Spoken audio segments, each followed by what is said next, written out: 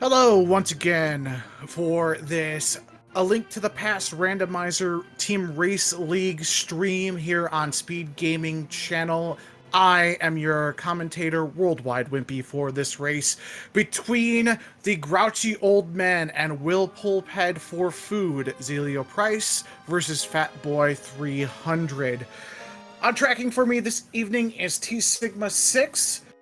If you wish to follow these runners, go ahead and enter that exclamation point R. You will find a link to each of their Twitch pages. I'm sure they do more than Link to the Past Randomizer as well, but they're really good at this game, so we should have a very good race on our hands this evening. We are in week 2 of the Racing League, which means we have an Ambrosia seed. If you're unfamiliar with that setting, it's a sword assured start, as you see, witnessing our lovely sprites today in Phoenix Wright and a Squirtle holding up a sword. We have a standard open, which means we have to save the princess. We have a clue as to where the boots are from Uncle when we first start, which is going to kind of alter routing a little bit, depending upon where they're at. And most importantly, every single boss in every dungeon is going to drop an item. Not a dungeon item, so there's going to be no keys, no maps, or no compasses on our bosses this evening. So it'll be interesting to see where everything is laid out for our runners to digest and examine. Now, as you see, there are points next to each team name in brackets there. Grouchy Old Men have 4 points. In the Light World Conference, they are in the Lost Woods division. Last week, they ended up winning one of their races, represented by Grouchy Old Men with Vert 505 at the time of 1 hour 40 minutes and 22 seconds. They ended up taking those points from Where in the World is Our Gosh Dang Bombos? The other result of that race was a tie. We had Lumega and Volranth finish within 2 seconds of each other, which is why our Grouchy Old Men have 4 points. Unfortunately, Will Pulphead for food just wasn't quite up to snuff in week 1, but that's okay. We have a long season ahead of us. And they did finish relatively close to their opponents in Team Kappa. Gamachu with a time of 1 hour 23 minutes flat versus Hacksaw did not finish. I would imagine they were relatively close to that. Seeing as though 1 Cup 40 ended up beating Fatboy300, one of our racers tonight, simply by a 9-minute margin last week. And here we go. As we get that clue, our boots are in Thieves Town. Simple red rupees here for Phoenix Wright on the left-hand side. And as I said, we get our standard open. We won't have use of that sword until we speak to the uncle in the well, but once we do, we will have something to hack and slash with. Now, don't be surprised if you see our runners go ahead and kill some knights, some rats, and some rope trying to find a bomb. It'd be very convenient to find one of those and blow up the bombable wall in the backside of Escape for 3 easy checks. As we simply just find a piece of heart here on Uncle as we get a little bit of a sink here.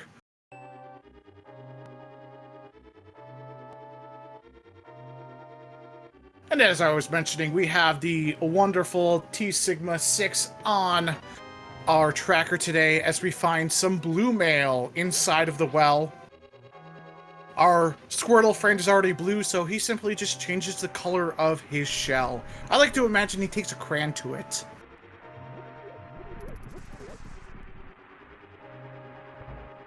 As we see Xilo just go right through and not trying to kill any of the knights, there are easier spots to kind of farm up a bomb if possible. As we see a big 20 roop off of one of those green guards.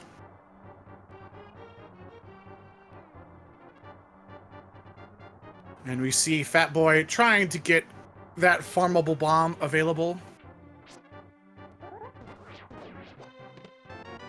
As we find that first small key here in the chest in Escape, we do need that to access the back of Escape.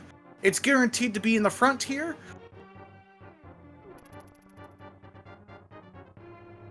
As we see Xilo working their way through the knights, not really paying much attention to them. Not quite yet.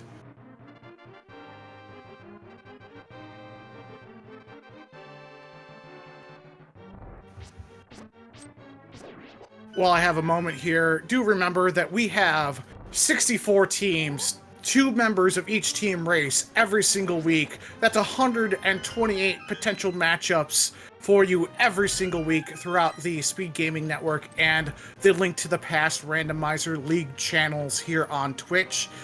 I'm sure no matter what time you get on, you're going to be able to find a race somewhere for you to consume.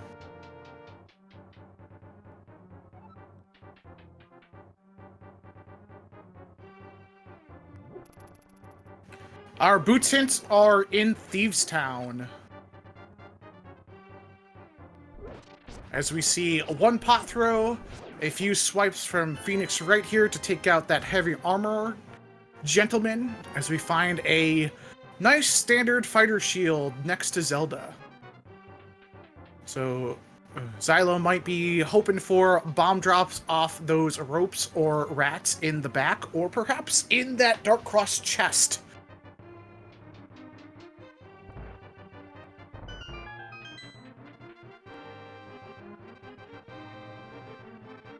Now, in that Lost Woods division, as I was saying, unfortunately, Whirlpool Pet for Food has 0 points, putting them at the very bottom, but it's a very long season. Rando can be rando. You can make up points really quickly. At the top of that, it's But We're Buddies, taking a total of 9 possible points out of 12, as they've raced all of their races so far in the season. Right behind them is Team Kappa. They have a full 6 points out of a potential 6. Grouchy Old Man has 4 out of the 6. Team We're Bad at Names has 3 out of 6. Missing Links as well, along with WJPTBB having those 3 points. And Where in the World is our gosh dang Bombos, just has that 1 from the tie last week. But as I said, it's early on. Definitely a lot of time for our teams and runners to make up any lost ground they may have early on. Speaking of which, next week we have an Randomizer seed, which randomizes enemies and bosses throughout the whole seed. So that will be interesting. There's not going to be multiple of one enemy, so you're not going to see like 3 Trinexes, for example, but they are going to be in different dungeons. The week after that is actually probably one of the more interesting seeds, as it is a mystery. It's like evolution. It could possibly be anything, though I have heard that a lot of them are going to be 3 access to Ganon and Ganon's Tower. There's going to be some limiting factors, so that way it's not, you know, an impossible seed, as we find magic powder inside the back of Escape in Dark Cross. Week 5 is probably going to be the most fun to watch, as that is cross keys. If you're unfamiliar with cross keys, imagine Randomizer only adding in all the big and small keys you can find in the chests into your item pool, and then saying to yourself, well, doors being where they're supposed to be is pretty boring, so I'm going to randomize the doors as well. And that's what you get with cross keys. Unfortunately, no bombs so far for our runners, so they may have to orphan off this nice little 3 cache of chests that they have in the back of Escape. Oh no! Fanboy able to find a big old 8 bomb drop here. That's a quick advantage for him. Won't have to walk themselves back this way. It's a pretty short walk though from Sanctuary, as you get trolled with that 6 bombs in the back of Escape. You could have used that a little bit earlier, as we find our Moon Pearl in Sanctuary.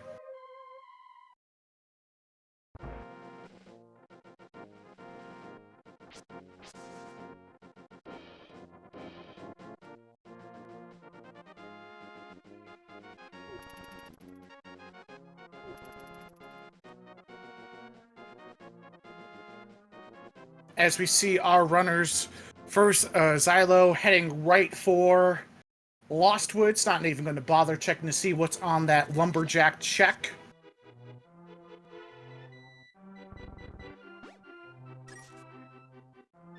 As we see, a tree pull is simply single roots. As we find more bombs here in Lost Woods, it looks as though Fatboy300 is heading toward that same exact location.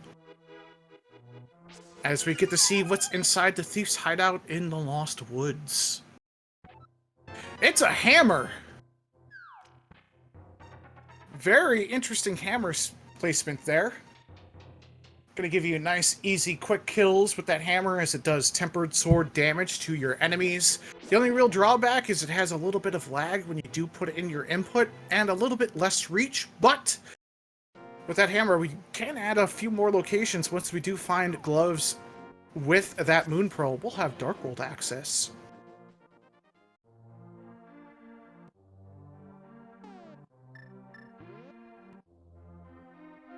Now, as this race is going on, we're going to have a couple more starting in roughly about an hour's time between 16-Bit Nerds and the Long Shots over on the ALTTPR League. We also have Team Kappa versus WJPTBB over on the Speed Gaming main channel. As I said, both of those start within the next hour, as we find only hearts and bombs inside Blind's hideout. But if you are a night owl, we do have a race starting right after 12:30 in the morning this evening on Speed Gaming. That is Team Kappa versus WJPTBB. That's a back-to-back. So if you're a huge Rando fan and want it a little bit later at night, you can do that. That starts, as I said, approximately in about 2 hours. As we find ourselves in Kakariko Village Well, still more hearts, lots of bombs, nothing in the way of progression. As we get enough money for that bottle vendor, interesting enough, with that hammer and powder in hand, we can check batter while we are in Kakariko Village.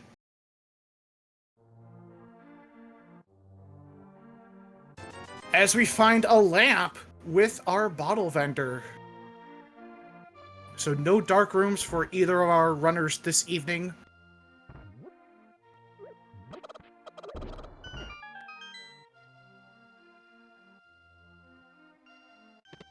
As we find another heart in the chicken hut, you can look for the full schedule of games at the ALTTPRleague.com.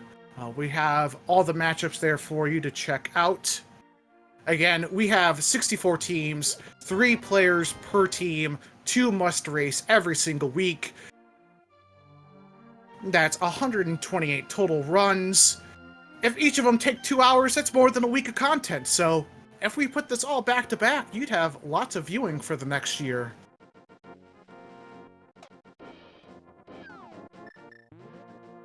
As we do get that batter check from Xilo here.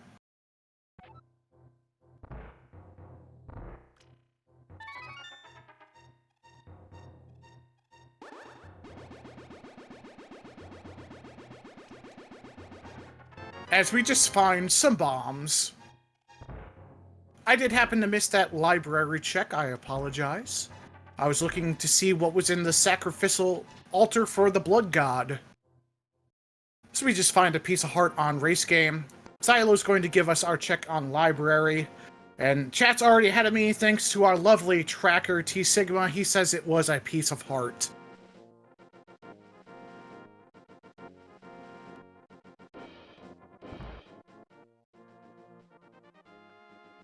As we see Fatboy300 heading towards South Shore.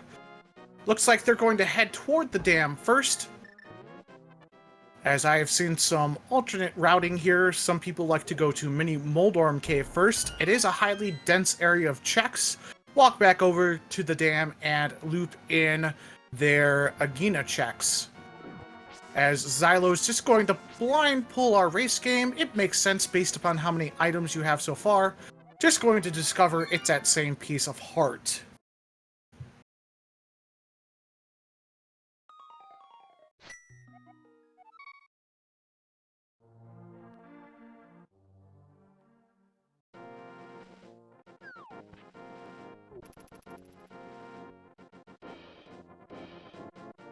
as we find a sword in the emptied out water in dam.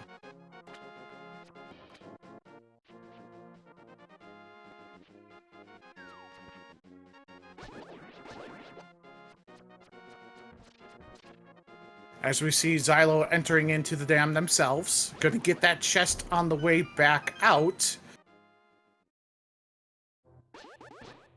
As we see Fatboy enter into the mini Moldorm cave. As I said earlier, it is 5 quick, easy checks after you kill some worm boys. Finding half magic, a blue rupee, another piece of heart, a full heart, as well as in the swamp or in the dam chest, and another piece of heart to the right-hand side.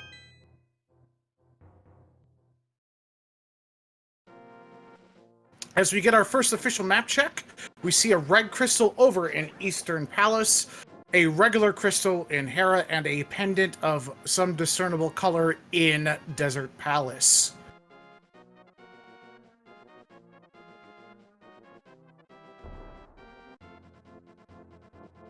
As we see Fatboy300 heading up to Ice Rod Cave.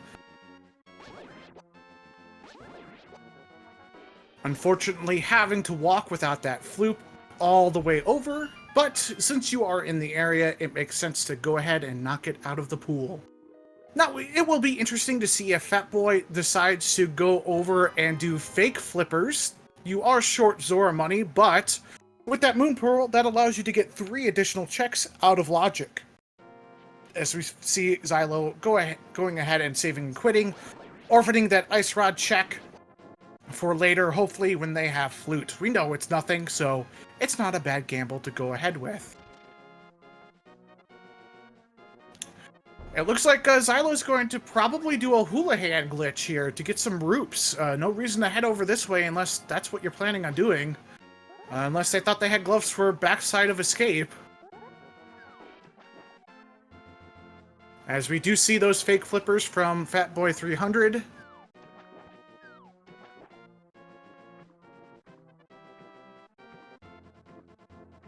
We're going to get a peek over onto what's on Lake Hylia Island.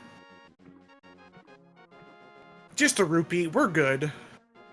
As we see Xilo heading over into Eastern Palace and more than likely the Sage's Closet. Nope, heading south to do a fake flipper as well. You don't have flippers, my dude. And not trying to do the overload glitching, where you shoot some arrows or plant some bombs. It's not really worth it at this point. Might as well just head north for a little bit and pick up some easy checks. As we find ourselves a bloomerang on our friendly neighborhood hobo under the bridge. And always just seems to come back to you.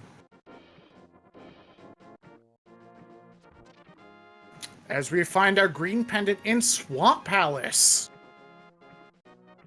So Mirror may not be necessary in this route.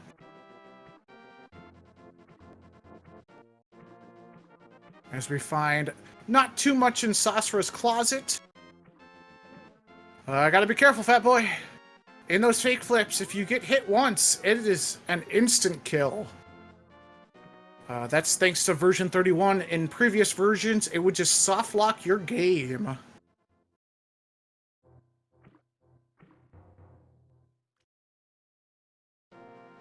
Straight Aqua play would make a lot of sense here. You're running out of checks to make. There is an Eastern Palace potential dip.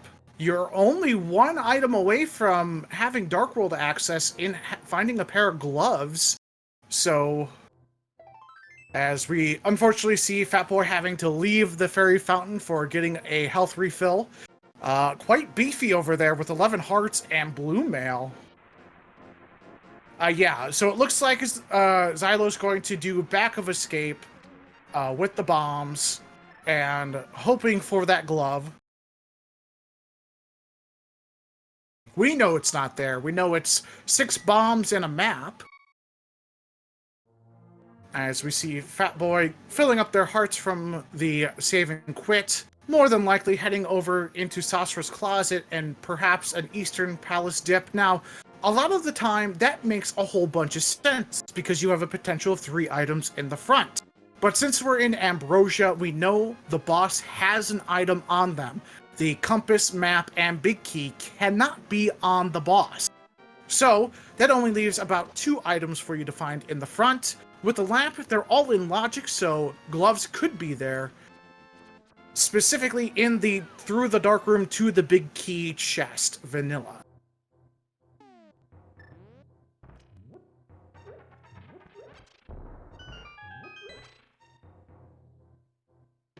As we see that single arrow, green rupee, or red rupee, and another red rupee, $40, and a single bow shot. That old man's closet is feeling pretty empty today. Yeah, I don't want to use all your bombs for your death warp here, Xilo. That'd be tough.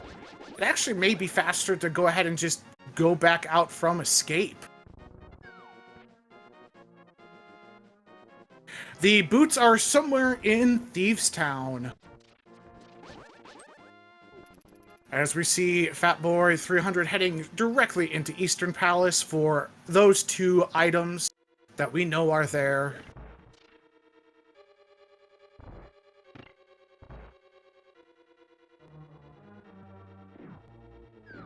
As we see that death warp for Xilo, they're going straight for Aga, it looks like.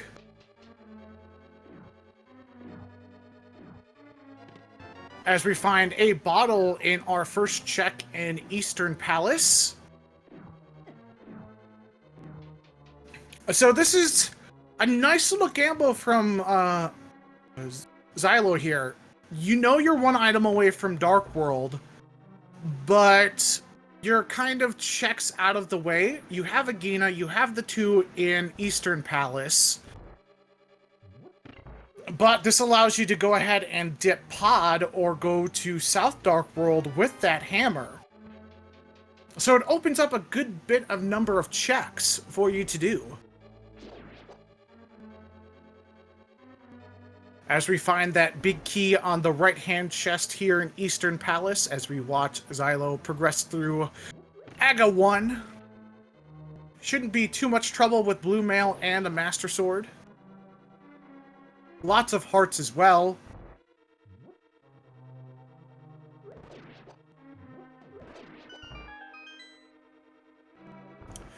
Fatboy just looking for 1 more item. It is bombs. So he has found the 2 items here in Eastern Palace. Thanks to Ambrosia, we know the last item is on the Armos. So that leaves 1 more check for Fatboy300 here.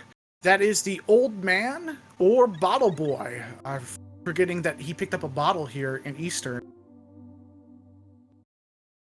It could be a Galaxy Brain play from Xilo here. It's a good gamble to make.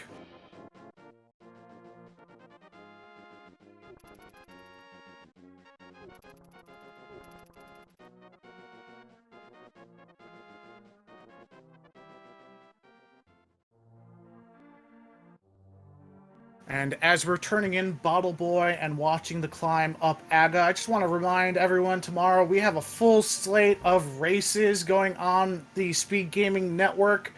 We have a total of 6 races going on in the evening. A lot of our racers decided to race early this week. Our weekend schedule looks pretty open.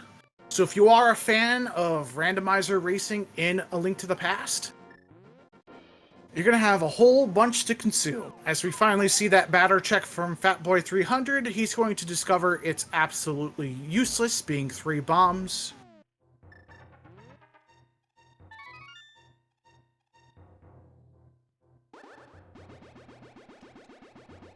Alright, we got 1 heart left for an Aga fight. Shouldn't be too bad since he does not have clones. You can kind of position yourself in a specific way to where you take no damage at all. So let's see if Fatboy300 decides to go ahead and do Aga as well. There is 1 more check we have yet to see in Light World, that being Agina in the desert. And Fatboy300 making that Aga play as well.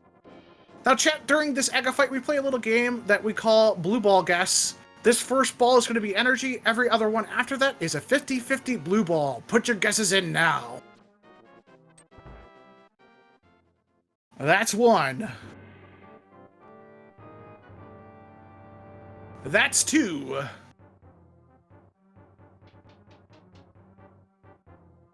That's three. Now we are going to see lightning. After the lightning, we are guaranteed one energy ball, and then we're back to that 50-50.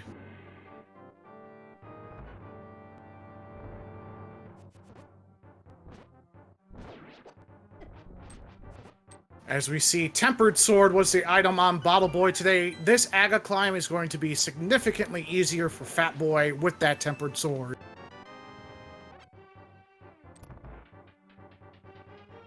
That's 4 blue balls. Now, what's nice is that the race seeds generate in such a way that both players are going to have the same RNG on the first attempts in Aga 1, 2, and Ganon.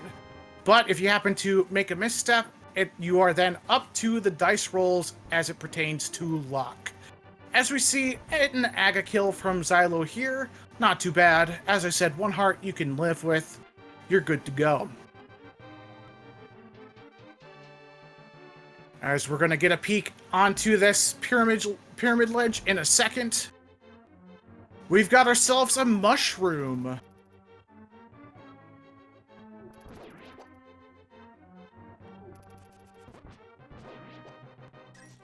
As we see Fatboy clearing through these dark rooms with relative ease with that orange sword.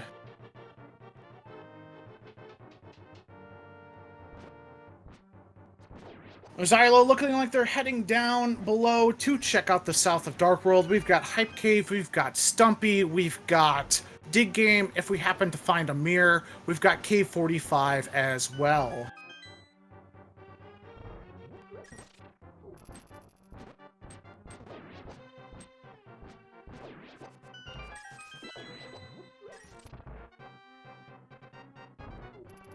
We have an Ether with the bandit inside of Hype Cave, a red meringue, 50 more roops, a bundle of arrows, and more arrows.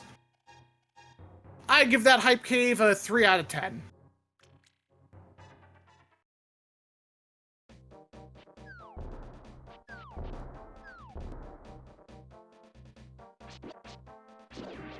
Now, Dark World's going to be a little bit more difficult with that Master Sword.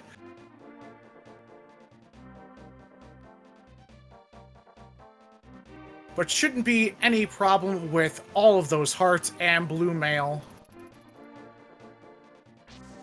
As we see an Aga fight over here from Fatboy300. 20 roops just on Stumpy.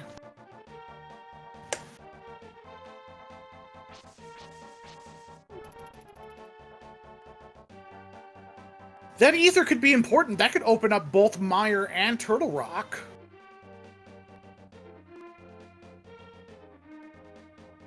As we see Fatboy unhappy with those 3 blue balls in the first phase of Aga.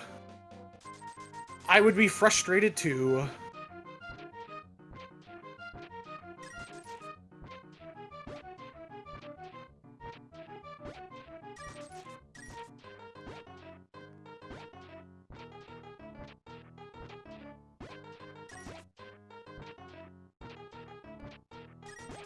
Making a lot of holes to find an item. That item is the hook shot. Doesn't really do too much for us right now, but that will be helpful a little bit later.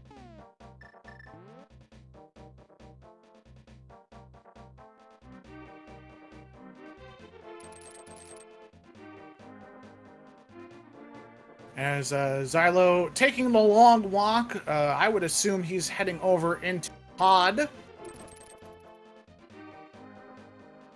Or perhaps up and around over into the other side of the Dark World.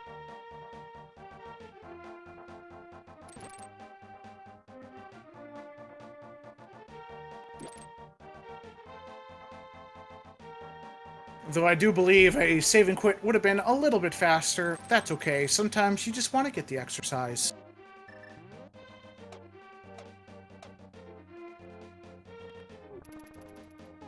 As we see Fatboy300 making the same exact play as Xilo, as we see a multi-dimensional high five between our two players.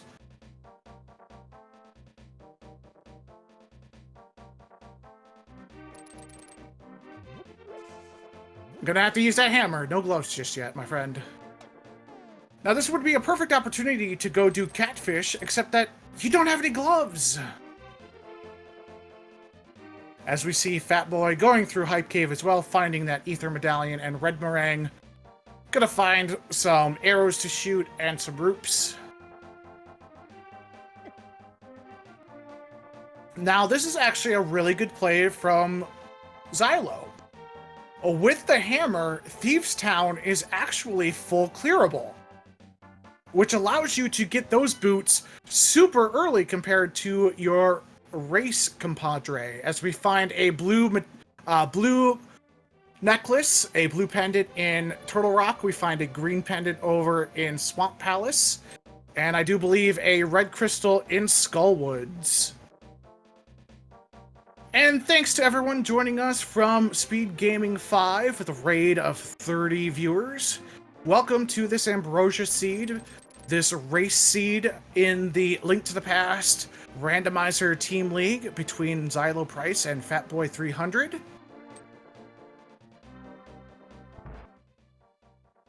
And I do believe that was a shovel up there on Bumper Cave Ledge, as we're hitting the Village of Outcasts here. Again, we know that boots are in Thieves Town. It is a full clear.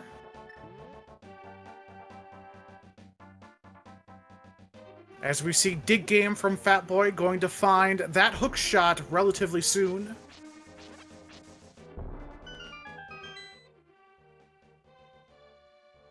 In the brewery, we have another heart, and that happened to be our Sanctuary heart.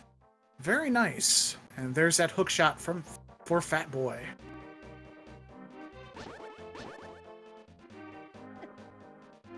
That Poe was not friendly. You do not need gloves to open up Thieves Town. The only thing that you might need gloves for in Thieves Town is a big heavy stone, but you can just clear out a room and a door opens and you can get the big chest. As we find that ice rod in the chest game in the Dark Village, that's not the rod you want to see.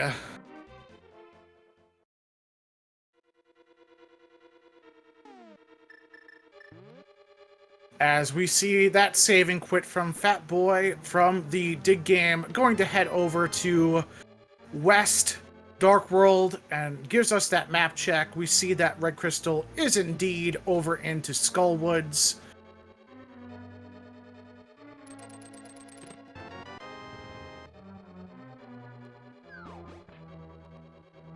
As we find ourselves a map in the second chest of Thieves Town.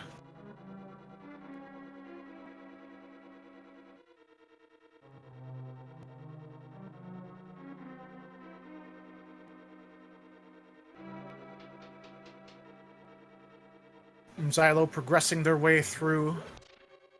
Will be interesting to see if Fatboy decides to dip into Skullwoods, but only having one item in the front really makes that not a good play to make. And there are our boots in the vanilla big key chest of Thieves Town. So we're gonna get a bumper check here from Fatboy.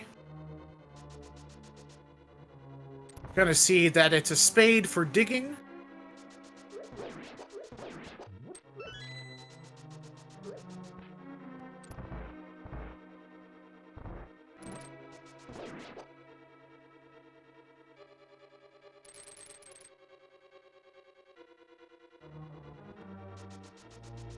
Just mixing that God Pixel here in the heck way. But was relatively easy for Xilo today. As Fatboy progresses through the village of outcasts, not going to be happy finding that ice rod once they do go over to the chess game, but enters into Thieves Town as their second check in the village of outcasts.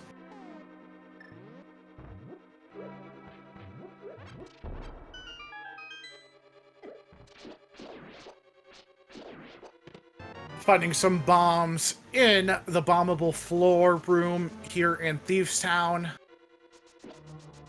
Those crickies can heck you up some. Even in blue mail, they hit like trucks. Now, they can be one-shotted with the hook shot, or one-shotted with the temper sword, so Fatboy should have a little bit easier of a time with those crickets. But Xilo, knowing their game, knows there's an anti-fairy in the heckway, throws some magical powder at it, and gets themselves a real fairy.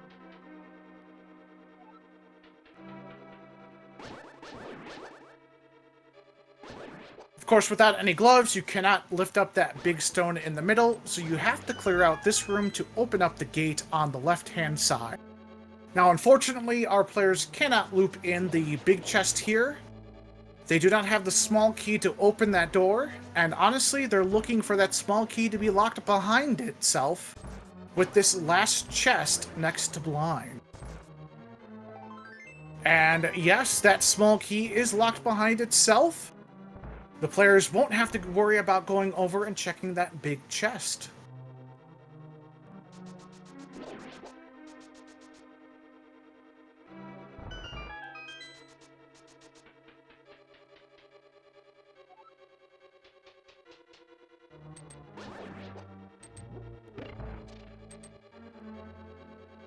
As we prepare for a blind fight on Xilo's end, we see Fatboy entering into the top of Thieves Town, going to bomb a floor to expose that light to get this ghastly figure to appear in the boss room. Now, what's nice about Blind is that if you do the same exact motions every single time, Blind will coincide with those motions. As you see that executed pretty well by Xilo here, picking up another heart container off of Blind for our first crystal of the seed 34 minutes in.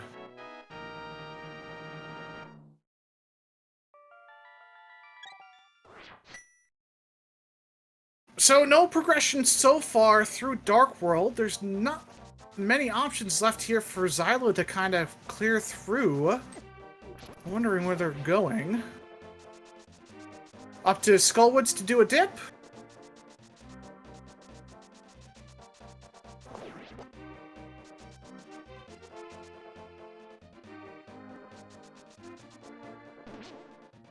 Taking a long way into Skullwoods, I see.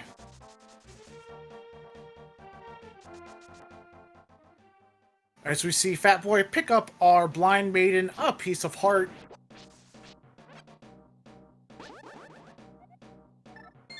And we see a save and quit from Xilo, deciding that maybe a Skullwoods dip for one item isn't where I want to go.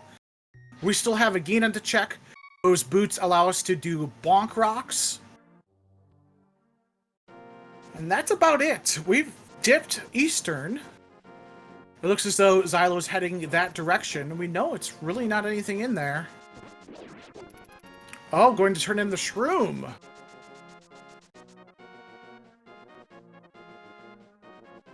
We have not done a lumberjack check. Already checking that batter and having powder, turning in a mushroom here makes good sense for our runner to make. No need to do any fake powder glitching around for anti-fairies or sacrificial blood gods. As we see that blind pull on Fatboy's side, relatively easy, picking up that heart. As we see a mushroom nets you 5 rupees. So our progression is either on bonk rocks or in a Gina.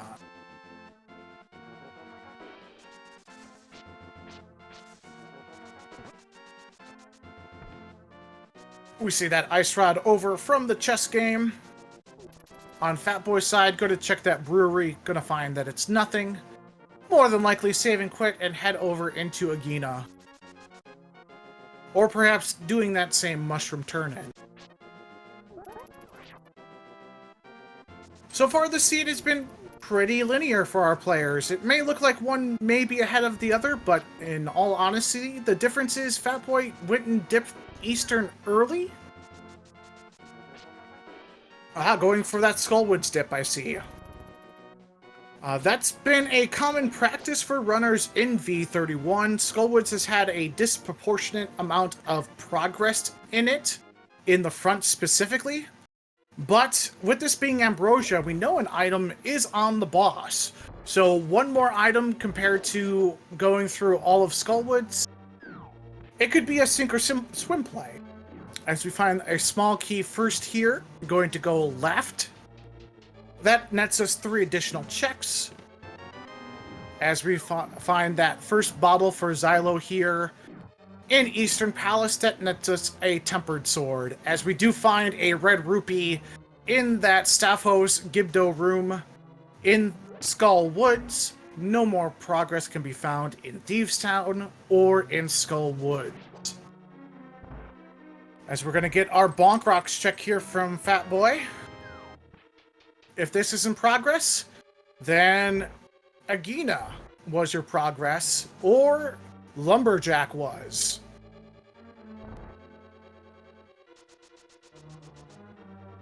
And looping in Bonk Rocks, that is going to allow us to see what is on that Lumberjack as we find a blue cane inside of our Bonk Rocks.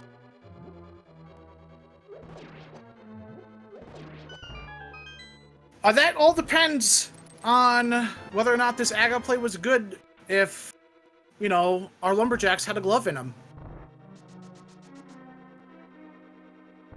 Or progress. Let's say a Fire Rod is there.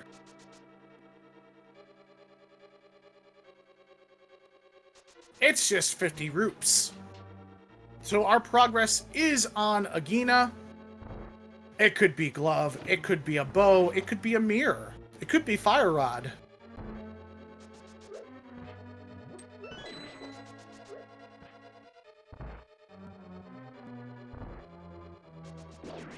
If it's flippers, we know our progress is on, Zora.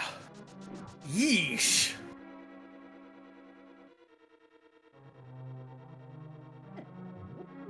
I think that's what Fatboy... No, he's going to turn in Mushroom.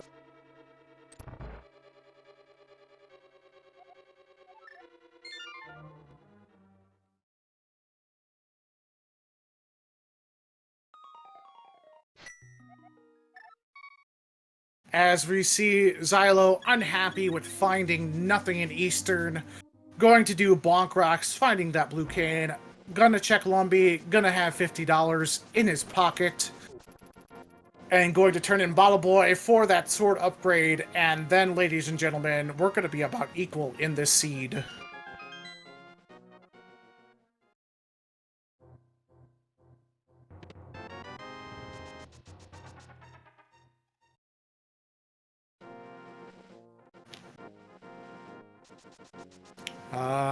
Where are you going, fat boy?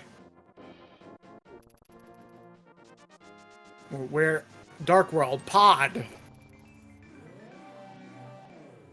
Pod play isn't a bad decision here.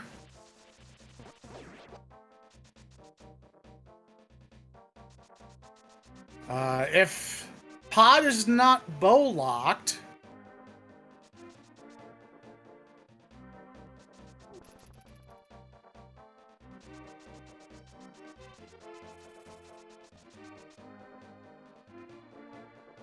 really honestly depends upon what's in that first check of Pod.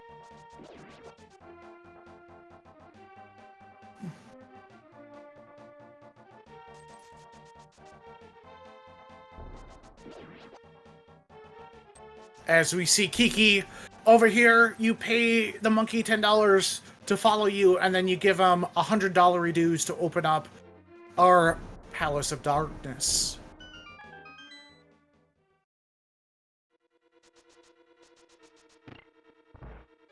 First check left side. The important check here for Palace of Darkness. Are we bow locked? As we see a sanity library check from Xilo, and there are our gloves. First check. Palace of Darkness. Now, I did not see if Fatboy picked up a potion in his bottle. If they do have a potion, you can mimic click or clip through that. As Xilo checking Ice Rod Cave as they left it orphaned from before.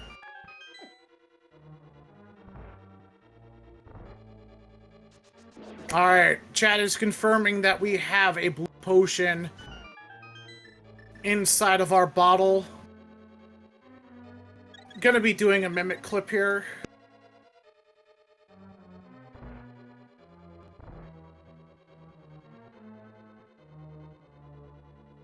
As Xilo just finds those bombs inside of Ice Rod Cave.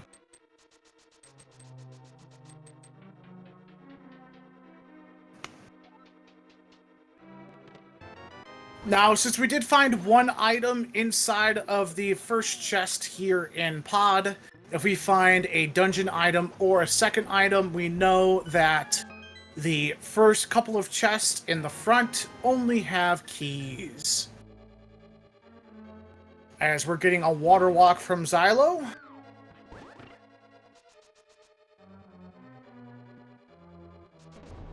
Nice, little bonk. Yep, the first two chests here in Palace of Darkness are keys. You gotta hit that switch, dude. There we go.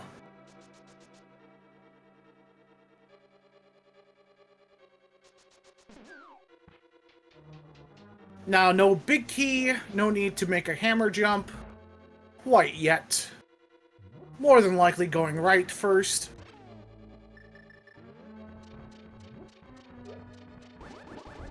As we see Xilo more than likely making that same pod play, going to find those gloves.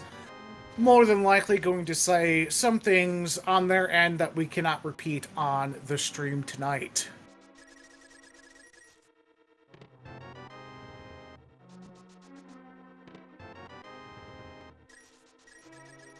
Yes, both runners have not gone into the desert area at all in the light one.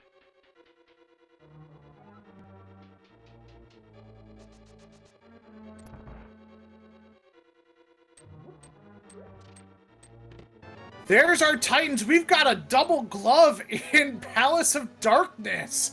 So Aga was required for Dark World access.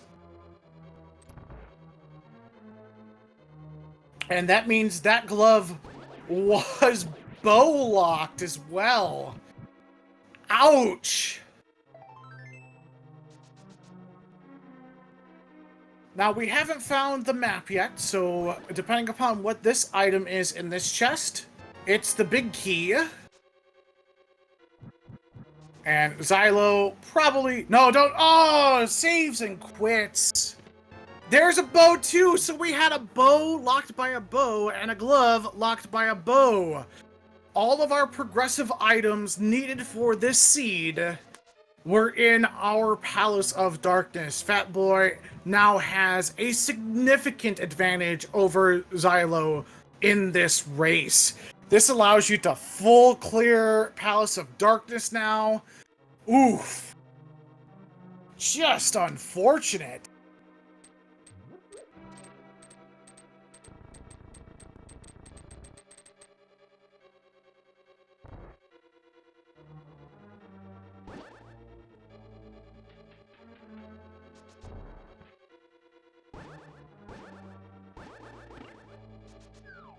Xilo here, going up Light World Death Mountain.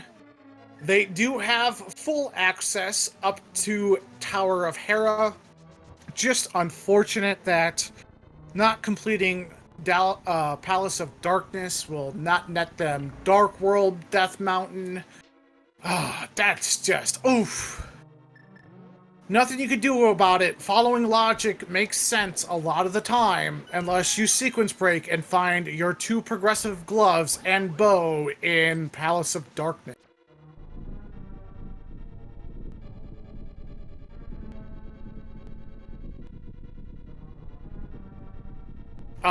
The other bow, logically, is not in Thieves Town. We full cleared Thieves Town.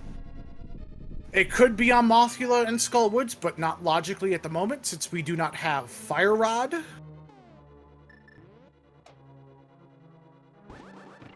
Spectacle Cave netting us a big 0. Xilo heading over to the east side of the mountain with the hookshot as we prepare for a Helmosaur fight from Fatboy.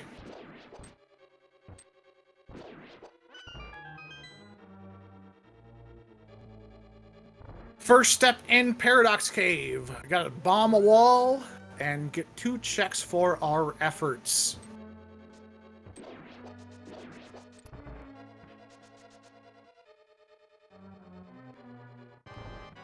There is our first bow. So Xilo fortunately finding that second bow that we have seen early on in Death Mountain. Not in some harsh dungeon somewhere. And a fire rod! Okay.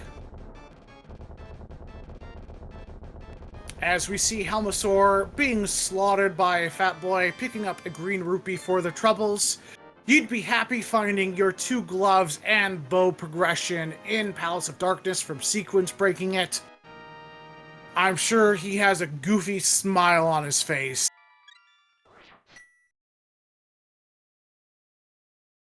As more than likely, we're going to see Xilo go over to the Tower of Hera. It is full clearable for you.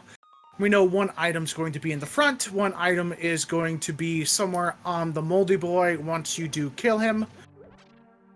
And then, more than likely, a Spiral Cave check. Now with these gloves, you have a lot of options for Fatboy. That's Titan's Mitts, that allows you to do Smith Chain, that opens up Dark Death Mountain. Though it looks as though you're going to complete Eastern Palace, it makes sense. It's a red crystal. You know there's an item on your Armos. You've already done a dip of it. You just head straight to the back and kill yourself some good old armor boys. And Xylo's making the climb up in Hera.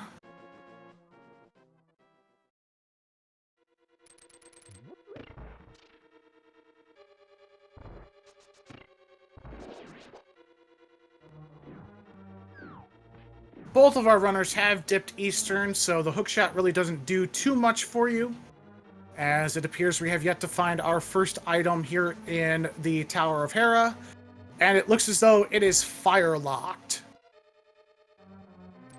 So more than likely, a Moldorm kill and a return into Hera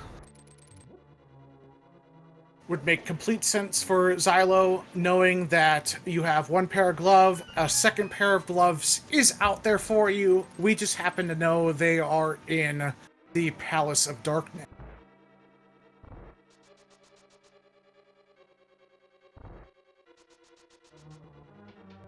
A quick, easy Moldorm kill, 1 slash, 1 spin, it's down, it's exploding. For a piece of heart and a crystal. We are all tied up with crystals between these 2 runners for the moment, as we see Fatboy300 progressing through to an Armos fight.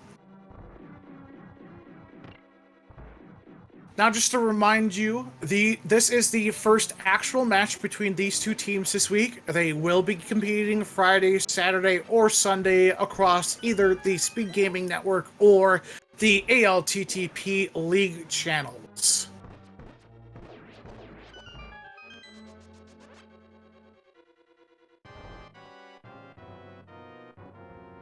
If you do enjoy our runners going around today, do hit !R. You will get a link to their Twitch channels. Click follow for them and enjoy everything that they do on this wonderful medium.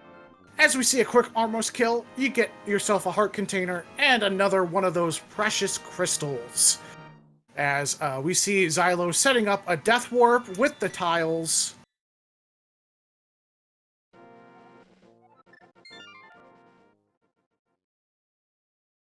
Gonna get this fire-locked chest in the basement of Hera.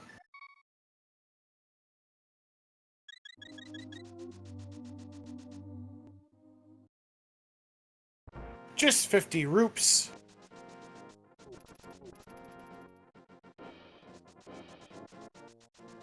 As we see Fatboy going over into King's Tube.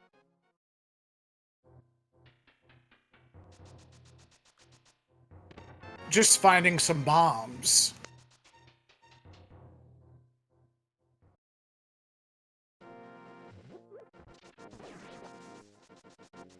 Now, what we want Xilo to really find here is a mirror or a flute. That will allow him to go a little bit faster than Fatboy, as he's about to enter his mountain checks.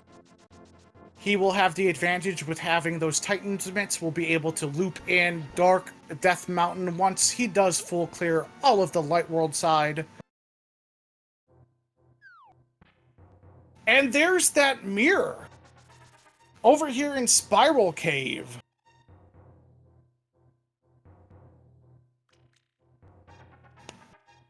That's going to help a lot for Xilo. With that fire rod in tow and that mirror in his pocket, more than likely heading into North Dark World to do Skullwoods and your Graveyard Ledge check. Along with the King's Tomb, since you do not need Titan's Mitts, you only need that mirror to access a path up to it.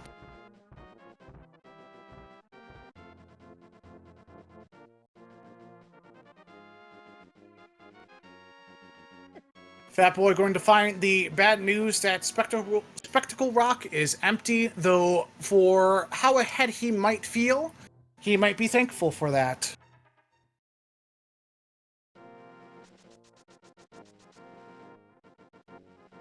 Now, Xilo does have an advantage here. Once he does do Pod and finds those Silvers and Titan's Mitts in Pod, he will just have to mirror over to do Eastern Palace. So even though at the moment Fatboy has a considerable time lead and checks lead, that can be closed relatively quickly depending upon when Xilo chooses to head into Palace of Darkness for the second time.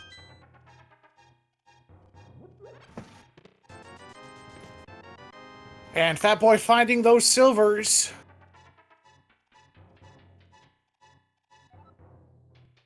Unfortunately for him, there aren't really many bosses left in the pool that those help with outside of a Vitreous fight. Also picking up his Fire Rod here in Paradox Cave. Where Hype Cave was 3 out of 10, Paradox Cave is a 17 out of 2 because it's Paradox Cave. Everything is weird.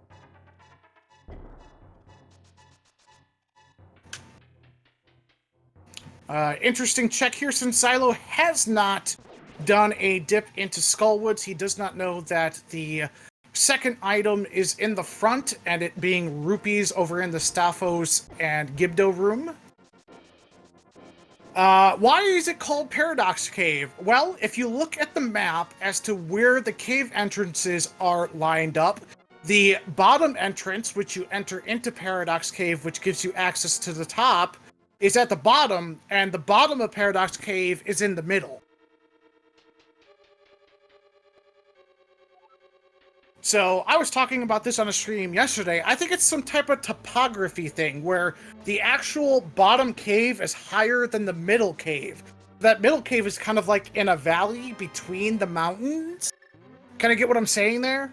And just simply because of the overhead view and 2D 16-bit game, it looks like it's lower, but in reality, in your imagination, it's actually higher.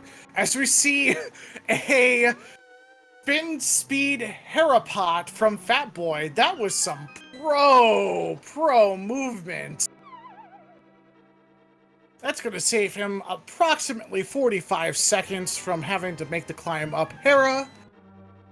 As we get a moth kill from Xilo here, getting that crystal from Skullwoods, the first of his red crystals. Now would be the time for Xilo to go over into Pod, loop in Eastern Palace, get that second red crystal.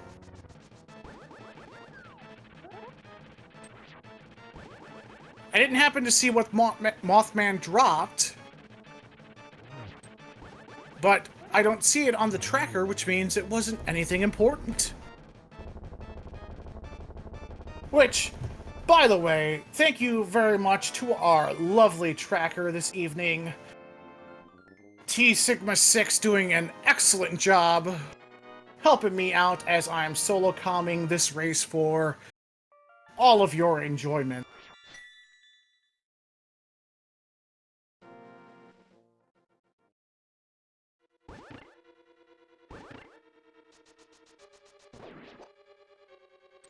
As we see Fatboy going into the bottom of Hera here, not going to find anything super interesting. Same thing for Xilo, going over to the right-hand side here in Skullwoods, finding a small key, and then finding something that isn't interesting either. Fatboy having a tough time with the coffee break here. It is a little bit easier if you throw a bomb at it. Explosions fix everything. Oof. A mirror transfer before you're finding that last item. Ouch. Must have assumed he had Fire Rod on his Y button. Finding those 20 roops.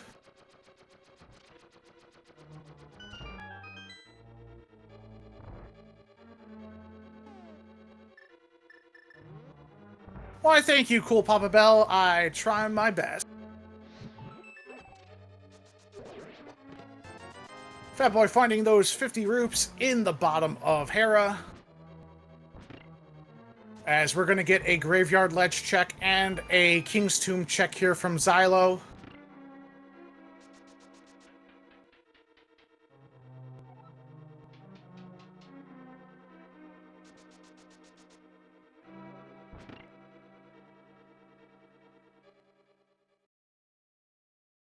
Now, I do want to remind you that if you are still rando hungry after this seed is done, we do have late night Link to the Past randomizer races going on for you at 12:40 Eastern in the morning.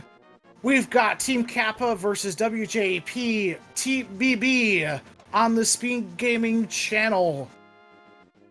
That features Fair Agent versus Brewers fan JP. In a doubleheader between Team Kappa and WJPTBB. Don't ask me what that extra B stands for. I do not know. As it looks like there was nothing interesting in Graveyard Ledge. Nothing interesting here for Xilo in King's Tomb.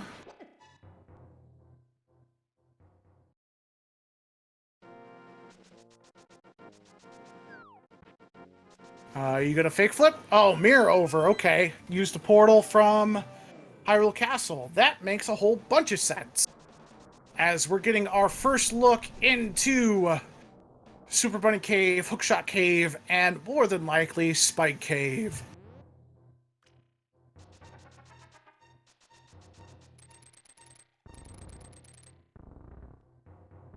Unable to get that hookshot clip. That's okay. It really only ruins about 5 seconds of your day.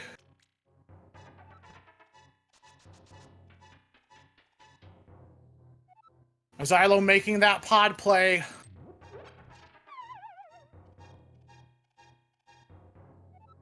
more than likely, once he does find that glove and that bow, going to be a little upset that didn't do the bottle glitch. As we find a butter sword inside of Super Bunny, our little Squirtle is stacked to the nines.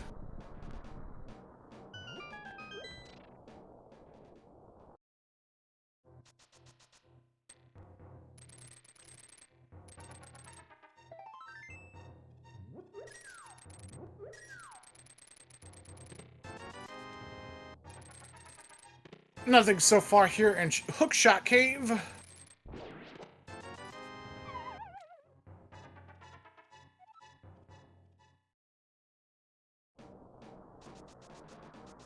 gonna get a peek to see what is Turtle Rock's medallion. It's Quake.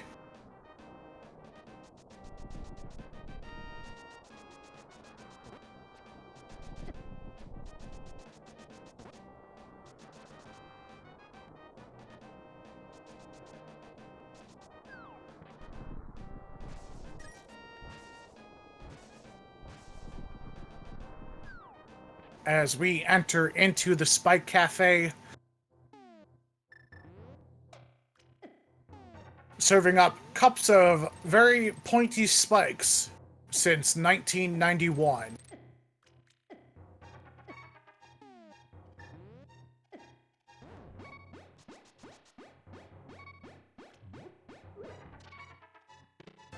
And just finding a single root for all of those heart's troubles.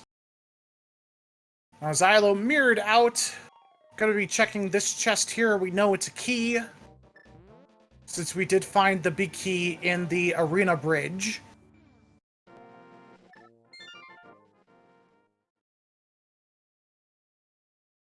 We still have Smith route to do, since we are Flippers and Red Cane away from Go mode, and a potential, and a flute, and whatever medallion Misery Mire may be. We can't get to Ice Palace just yet. Logically, we need the Flippers.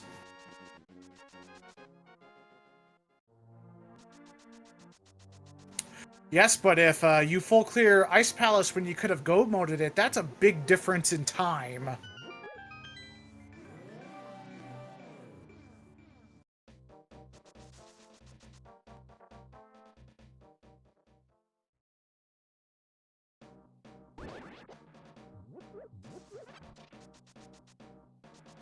So far, Xilo's probably pretty happy with not finding anything in Pod, assuming he thinks that there was a potential sequence break. Until he finds those Titans. And then he just kind of let out a big sigh, going, I could have gotten those earlier.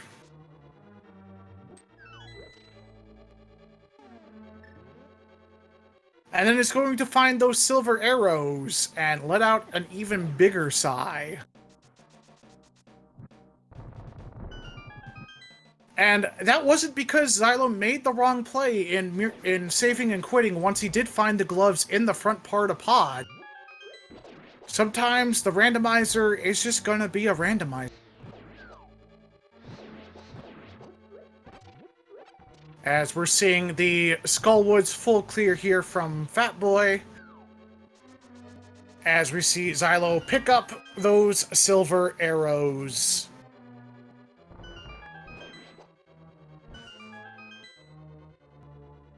Luckily for Xilo, with that mirror, he'll be able to loop in Eastern Palace clear relatively quick.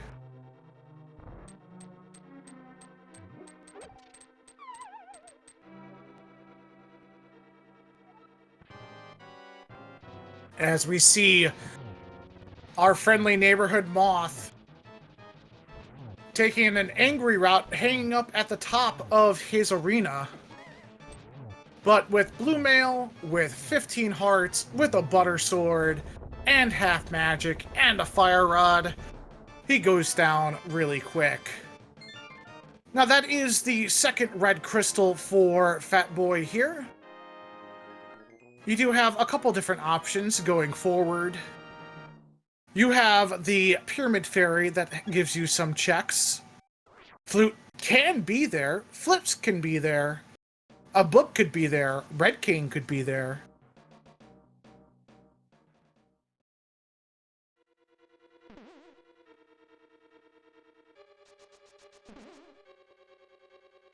The last thing on your mind from checking is a full clearable swamp palace with a green pendant. That's 7 potential checks.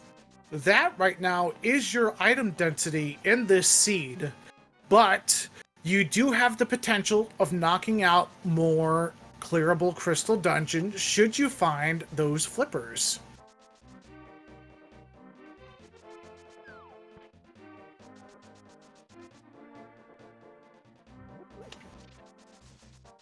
As we see a Helmosaur fight over here on the left, a King's Tomb check over on the right.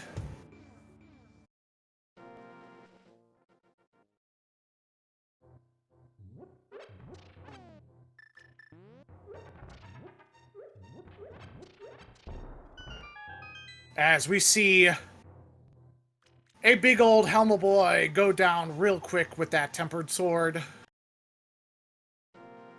Xilo getting a green rupee for the compensation for hiding 2 gloves and a progressive bow inside of the Palace of Darkness.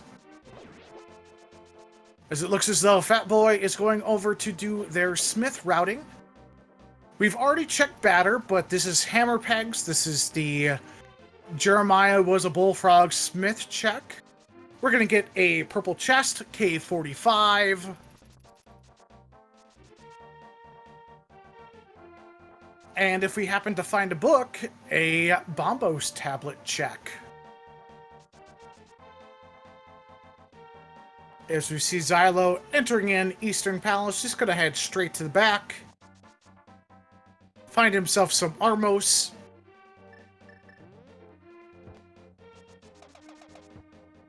We see a Squirtle using a hammer dash. Something I would never think I would ever say in my entire life.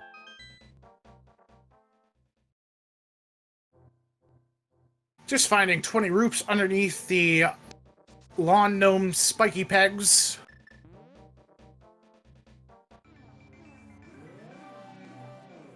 Going into the breadsmiths, paying them 10 rupees for an item.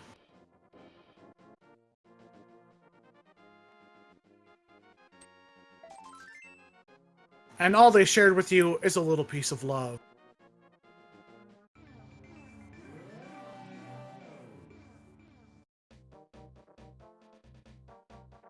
Picking up the locksmith's lunch that they disregarded somewhere here in the Dark World. I don't know how it ended up so far north, though. As we're going to see a really quick Zelda room here. Going to see a really quick Igor room. And going to see a really quick Armos fight.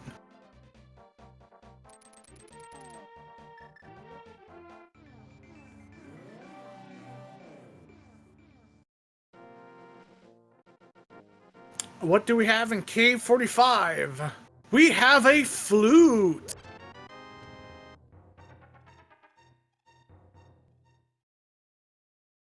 That does open up the Misery Mire area.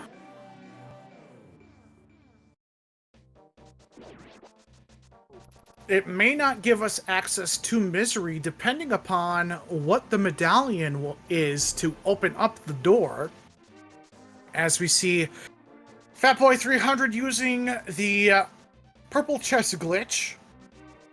You can leave the purple chest basically anywhere on the map north of the locksmith and use your mirror right where he sits, and the game thinks you still have that purple chest.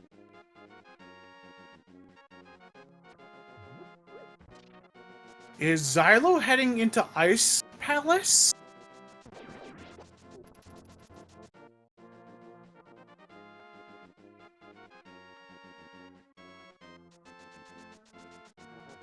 Another gutsy play from Xilo here. He was the first one to go into Aga.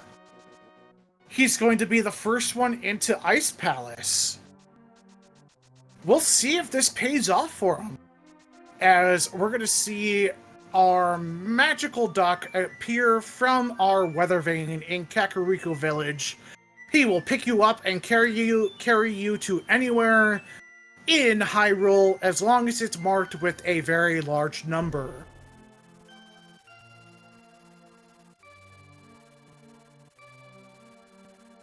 So if this works out to where Ether does not open up Misery Mire, this could be a very big play for Xilo. Taking out some angry pengies, finding some red mail in the first check of the Ice Palace. Bombos is Misery Mire. We are Bombos locked. That is great news for Xilo.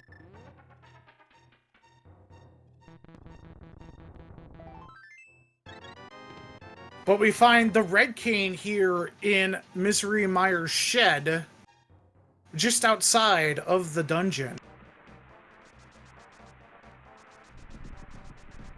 We're going to get a checkboard check.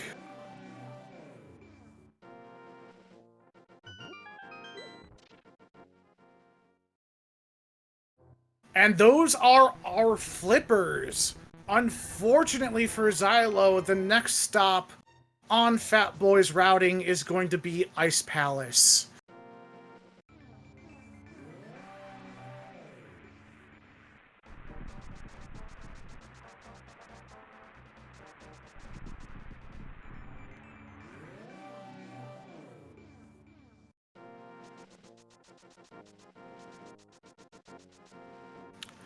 As though it looks like Fatboy's going to go ahead and do a desert dip.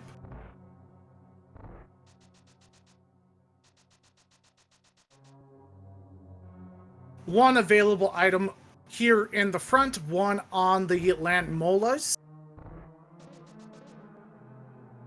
More than likely hoping for that Bombos here in Desert Palace, so that way you can loop it right back into Mire.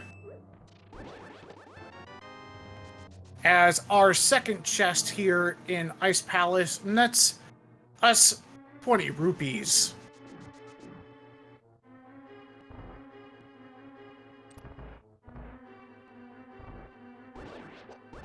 As it looks like Xilo's going straight for the boss. Not a bad play. You know Cold Stare has an item on him. Hoping that whatever else may be left in this dungeon is not progression.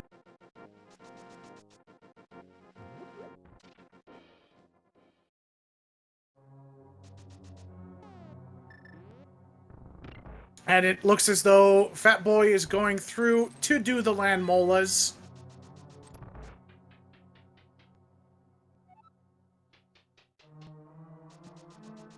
As we see a pretty decent fight from Xilo against the Cold Stare, picking up 20 rupes and an additional crystal.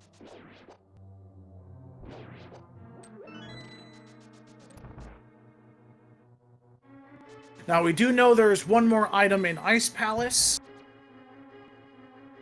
Where it is, we don't quite know.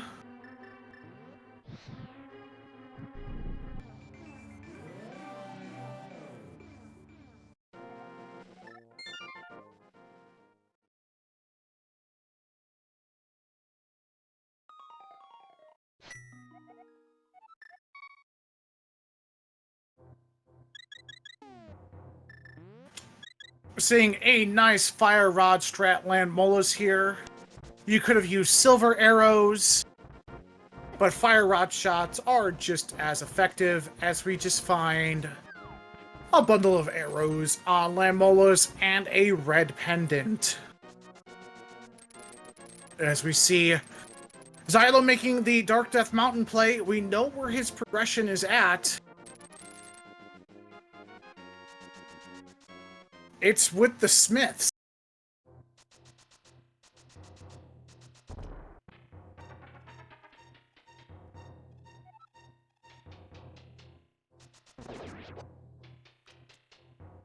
As we get our Agina check, an hour and 16 minutes in.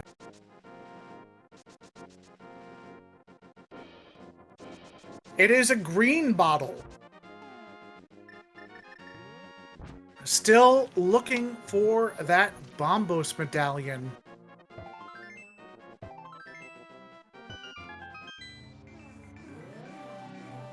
Where are you going, fat boy? Oh, okay. Just getting a health refill from the old man in the mountain. That's where he's going. Going into Ice Palace.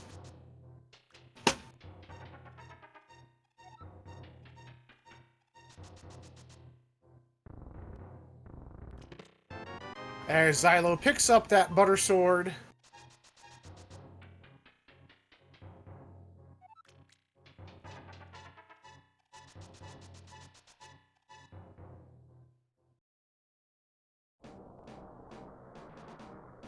Going to be checking out Hookshot Cave.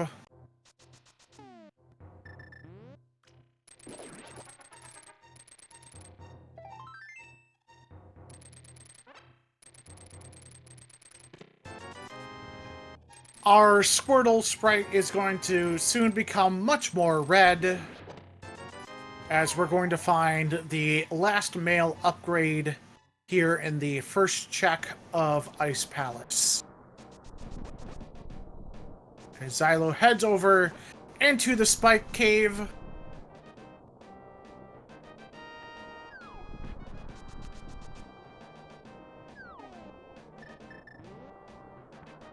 This is where a lot of time may be made up for Xilo. We know where his progression is, and as long as Bombos isn't here in Ice Palace, you can close that gap of time really quick. Because then Bombos is either in the Pyramid Fairy or in Swamp Palace. As we see Fat Boy having a little bit of trouble with the big Saphoses. Bombs are the most effective item to use against them, but they like to jump around.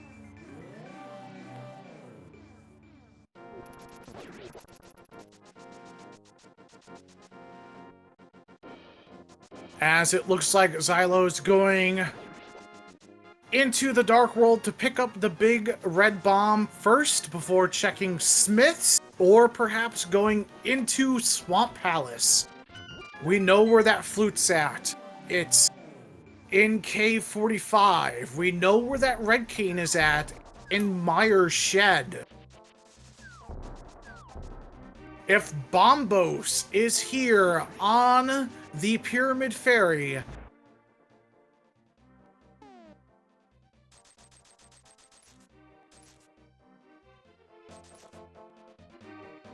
Xylo's going to have closed the gap in this race. And yes, thank you, chat, for reminding me, Swamp Palace, you do need webbed fingers and toes for. I see Ice Palace being cleared, assuming you've got flips, and, you know, seeing that marked out in gray.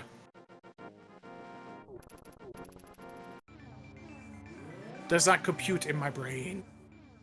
We'll see if Fat Boy decides to take the same strategy as Xilo here and going straight for Cold Stare. It looks as though he is.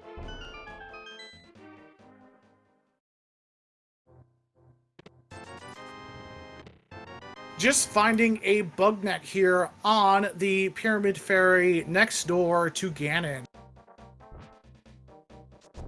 So yes, our flippers are in Checkerboard Cave.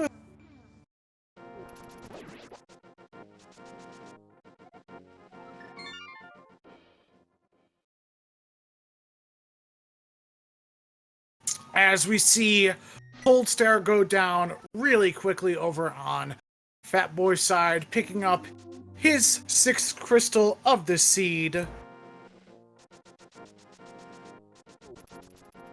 Where are you going, Xilo? Zora! Is this a Zora play?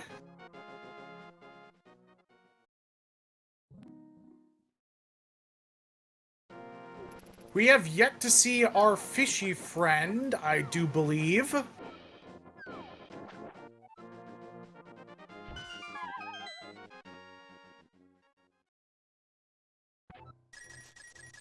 And I do believe we haven't seen that catfish either.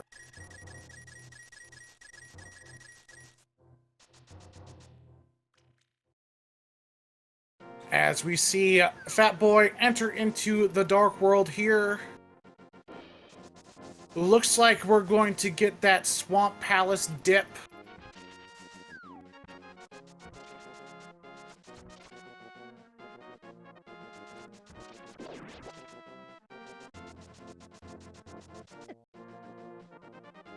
The last thing Fatboy wants to find is that Quake medallion. That puts all of Turtle Rock into logic. And that adds the additional effect of opening up the pedestal for a pull as well.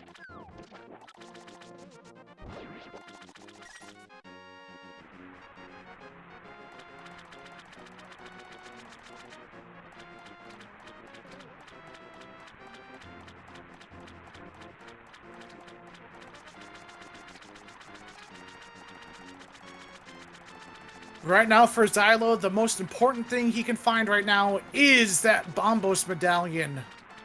If he happens to get that before Fatboy, this race is completely on its head. As we just see a partial refund here from Zora, that was not our progression.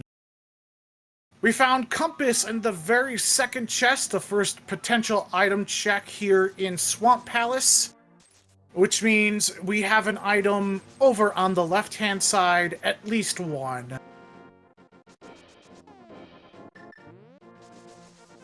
Potentially. If we find another dungeon item, the big key, a map,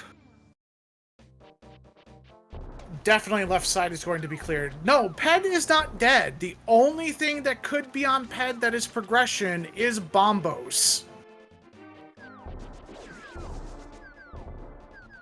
As we see Xilo going to progress through his smith checks. Going to find that flute over here in K45. Should they decide to go over into the mire area, going to find that red cane in the shed and checkerboard with the flips. There's that Bombos medallion, and at 1 hour, 24 minutes, and 27 seconds, Fatboy300 is our first player to officially enter Go Mode.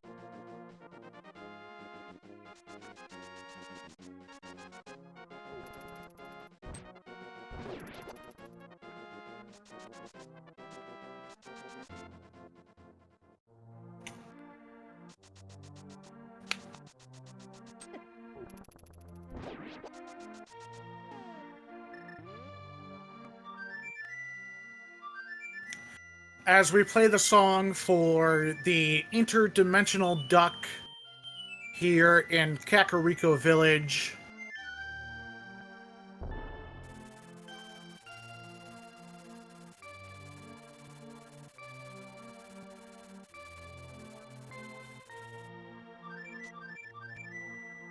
We watch Fatboy300 enter into Misery Mire, hoping for that God Mire where we find the big key in the first 3 available checks.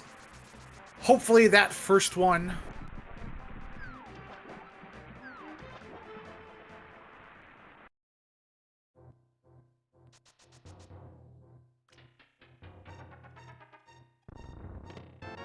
As he finds that red cane and that piece of heart. Xilo really hoping Fatboy has to make that Bombos treasure hunt.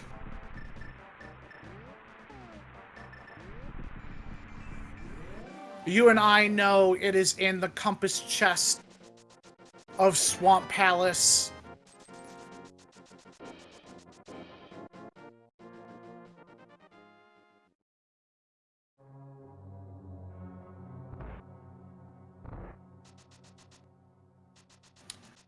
No God Meyer today. Just 2 small keys here in the first 2 checks of Misery Mire.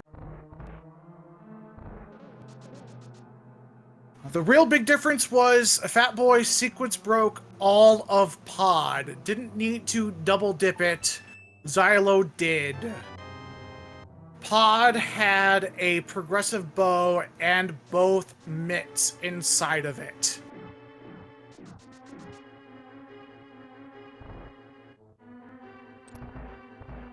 And there is our big key. Fatboy300 making their way up into the backside of Mire, going to find a many eyeballed creature inside the back of Misery Mire, as Xilo's going to find their flippers in Checkerboard Cave here in a second.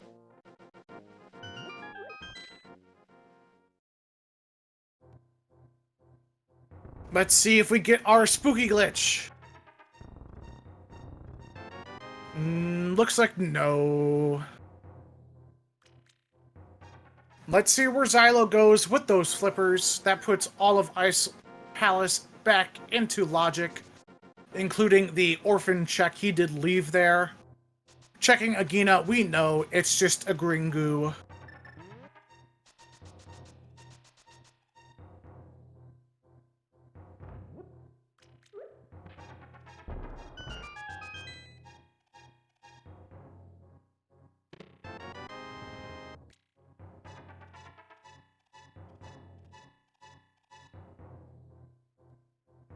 As Fatboy gets done with all of the dark rooms here in Mire, we've got one more room to go through before we find Vitreous.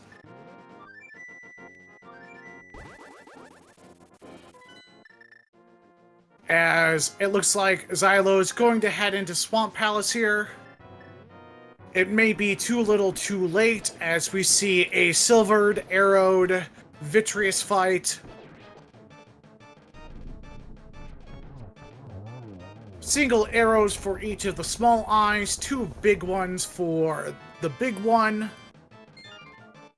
As we find a cape and our final crystal. Which means, chat, we get to play a little game that we like to call the GT Big Key Chess Guessing Game. Your guesses are between 1 and 22 as to where that big key in Ganon's tower may lie for us to make the climb up to make some bacon.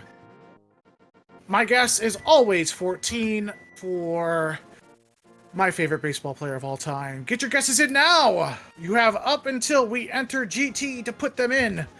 Your reward for guessing correctly, if you were the first one, is a majority of internet points, good for internet points. Anyone else who guessed after you will get a significantly less amount of internet points, good for less internet points.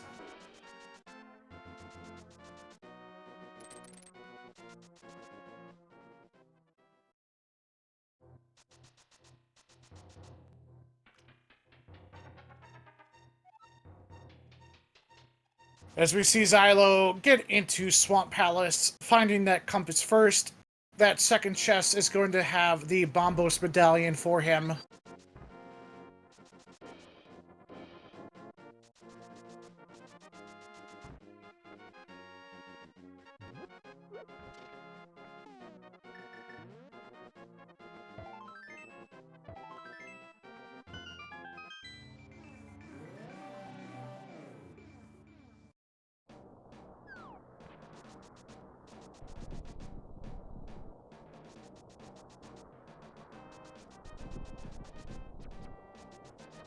As we see the quick dash over to Ganon's tower for our Squirtle friend. Any last minute guesses as to where that big key is at? Get them in now. As soon as he passes through that door, the game is going to be closed. And you at home can start counting with us.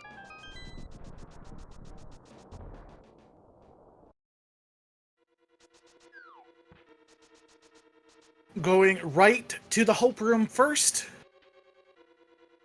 As we see Xilo find that Bombos medallion, here's our Quake is number 1 and a small key in number 2 in GT. As Xilo Pryce entered Go mode, approximately 1 hour 31 minutes and 43 seconds. Going hybrid right here for Fatboy.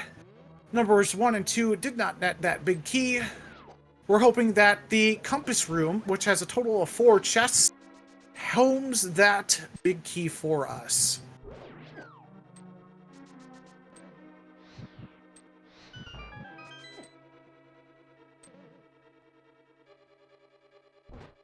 Nice, easy Gibdos to kill with that butter sword. You're buttering up those undead very easily.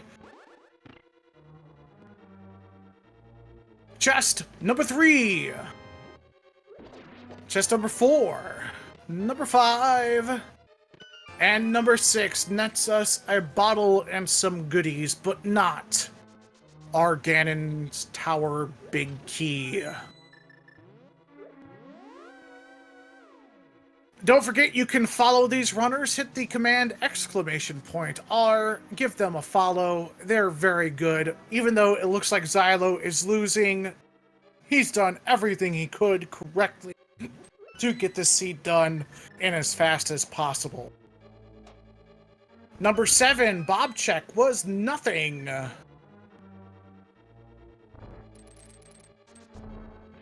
As we enter into the Dark Magician's room, we got number 8. Number 8!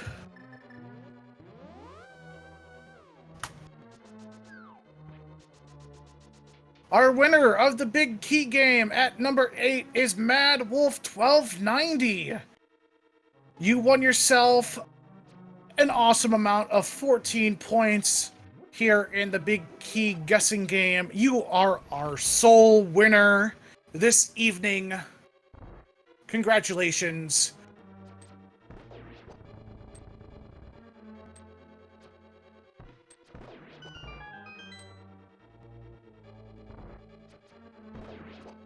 As we see 2 quick mimic rooms with those silver arrows, with butter sword, silver arrows, half magic, fire rod, red mail, and 16 hearts. This GT climb should be relatively quick.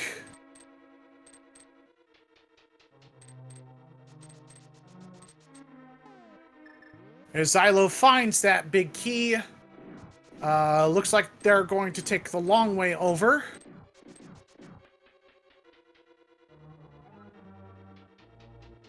As we enter the dreaded gauntlet in Ganon's Tower. 2 red Stalfos, red horse, blue horse, 3 red Stalfos in this room. Next room, 3 blue horsemen.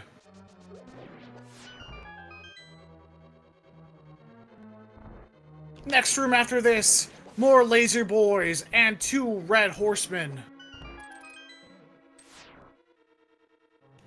Lots of ice and conveyor belts. Next room, Laser Boy, Fire Spitter, Ice, Red Stalfos, and a Red Horseman.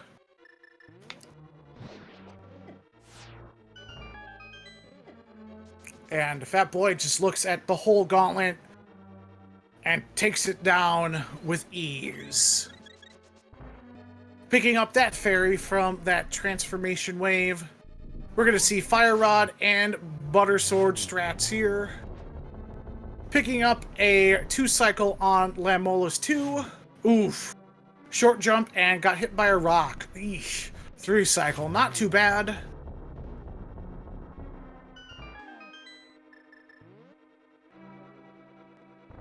As we prepare to enter in the 2 most satisfying rooms in Randomizer history.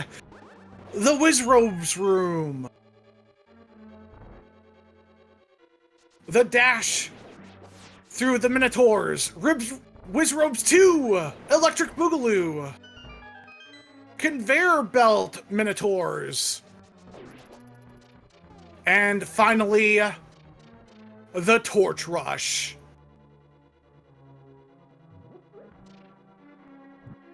The deadliest room of them all.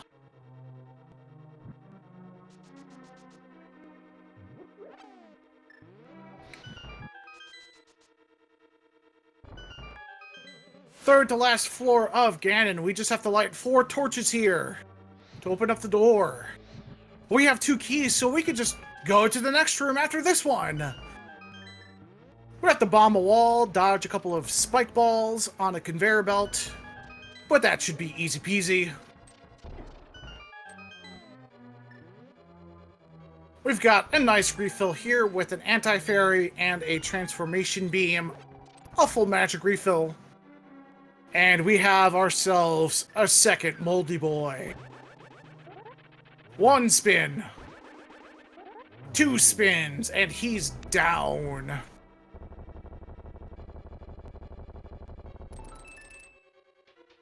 No need to verify your seed today, as we get the conveyor belt, ice, tiles, spike, bumper room, and mini Helma's Swords of Doom. Really easy if you got the boots, butter sword. As we see Xilo heading up Dark Death Mountain here to go into GT.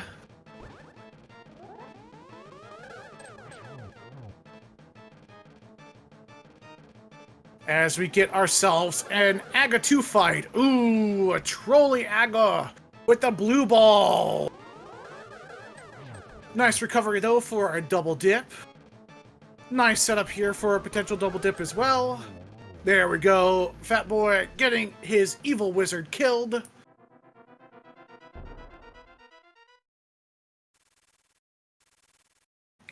As we see Xilo making their way over into Ganon's tower. As we prepare to make some Hormel bacon out of this evil, evil pig.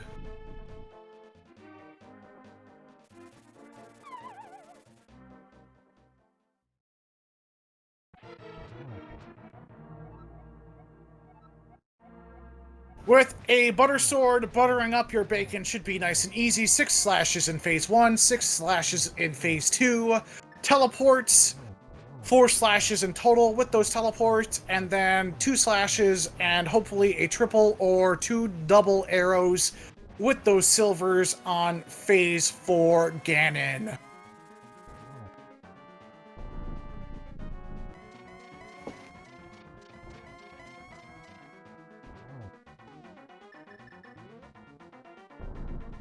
As Xilo taking a little bit of a shorter route to that big key, we know it's Dark Magicians, skipping the hybrid right side. Gonna make up some time, but unfortunately for him, just a little too late.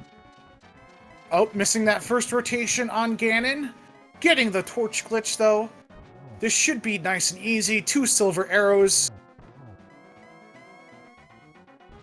Hitting Ganon for a second time, missing that 4th potential arrow. Oof. Taking a bat to the face, though. Takes it like a champ. And we have a dead pig. Congratulations to Fatboy300 for pulling out a victory here in the Link to the Past Randomizer Team League with an SRL time of 1 hour, 40 minutes, and 20 seconds. He picks up 3 ultra important points for his team in the second week of this race league. GG's in the chat for our spectacular runner. As we watch Xilo head up his gauntlet of GT, still a very respectable time for what the seed brought us coming forward from them. Just hard luck and getting eaten by that randomizer.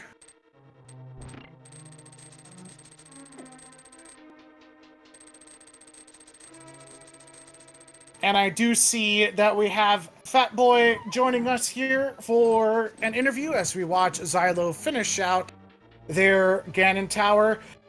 First question for you, Fatboy. Progressive gloves and a bow inside of Dark Palace. How does that make you feel?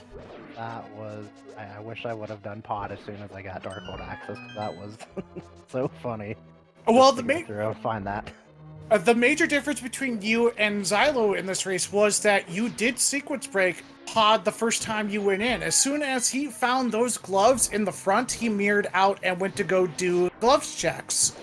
And because that second pair of glove and the bow was there, he ended up having to loop that in together with Eastern once he got done with Death Mountain on the Light World and checking additional checks with those gloves.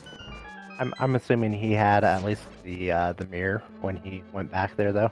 Yes. So with that glove, he ended up just going straight to Death Mountain. He was ahead of you when you were doing it. So as you were making your climb up, he was just getting the mirror. So he was able to loop those in, but having to double dip pod when you were just able to go ahead and do it, finding that bow and big chest, that was really the difference in this race. Yeah, it was definitely a good play to go ahead and do that and just clear out what I could in there. Got lucky that I found not only the other glove and that bow, just I was just laughing for a good 15 seconds after that. Of course the second bow is a big chest. Also, a big difference between your routing and his was you ended up deciding, because you had that Titan Smith so early, in doing the Smith checks, which led you to the flute, the red cane, and flippers. So you found your flippers when he was sequence breaking Ice Palace. When you found that stuff, you ended up going into desert. What made you make that desert play? Part of it was just hoping for a ped seed, because I mean, we need a ped seed for our team at some point in this season. Part of it was just knowing how quick desert typically is, so I knew it wasn't going to be terribly lengthy checks. And I really wanted to save Ice Palace for last to go mode it, which we basically got to go mode Ice Palace anyways, where the first two items were. Yeah, I was going to ask about that. Both of you ended up deciding to go straight to Cold Stare after finding that second item inside, which I thought was very interesting because, as you said, you found those two and went straight to Cold Stare. That was just a seemingly lucky break in a seed that was terribly unlucky if you didn't sequence break pod. Yeah, well, knowing that the mode was Ambrosia, and knowing that Cold Stare had to have that third item after finding the first two, it was a no-brainer to just skip past the rest of Ice Palace and go straight to Cold Stare. As we see Xilo enter into their AGA 2. Now, what else is very strange is that this was an AGA 1 seed, and you ended up deciding not last locationing Agina and just going straight into AGA 1. Xilo made that conclusion before dipping Eastern Palace, which fortunately enough, Eastern didn't have anything. What made you decide to leave Agina there orphaned when you were just one item away from Dark World? I didn't necessarily have a good reason. I just felt like that was the better play at that point, knowing that I had Moon Pearl and Hammer, so I could check Hype Cave and Stumpy and Big Game. So it was not a particular reason behind it. It just something that felt like the right answer at that point. Sometimes those gut feelings end up paying off, and you were able to find that hook shot over in Dig Game and loop back around to check the more northern side of West Dark World, which gave you your boots early on in Thieves Town. Yeah, knowing the boots were in Thieves Town, it incentivized trying to get there as fast as we could. So trying to get to Dark World, and then once we got to Dark World, finding a way to get over to Thieves Town. As we see our Ganon fight here from Xilo, pushing the phases pretty quick.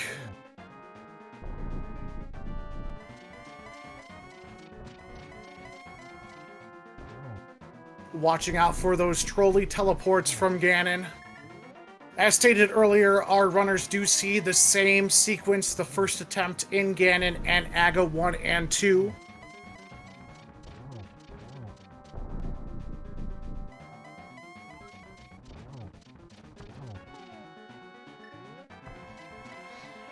missing the torch glitch, but I think he was able to get 2 arrow shots in on Ganon. Oop! Almost made a fall. And there's the last shot for Xilo. GG's in the chat for our second runner to complete this seed.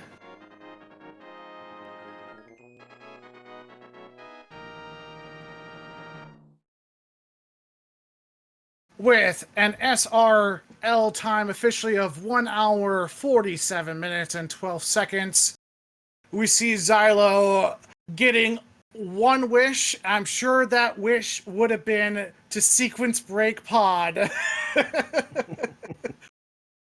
As he raises up the Triforce in celebration. Let's see if he wishes to join for an interview.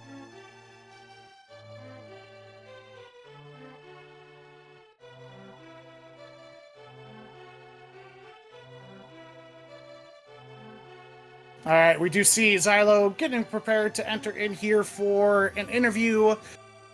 Really hard luck more than anything for him in this seed. Sometimes that's gonna happen, just rando gonna rando on you.